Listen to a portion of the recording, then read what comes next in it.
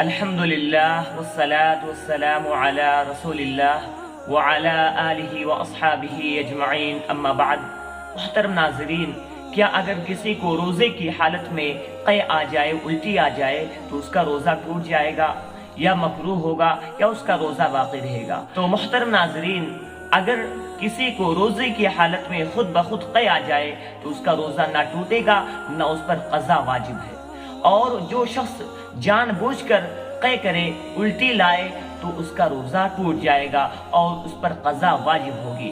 دلیل عن ابی ہریرہ رضی اللہ تعالی عنہ قال قال رسول اللہ صلی اللہ علیہ وسلم من زرعه قیء وهو صائم فلیس علیہ قضاء وان استقى فلیقضی، صحیح ابو داؤد، حدیث نمبر 2094۔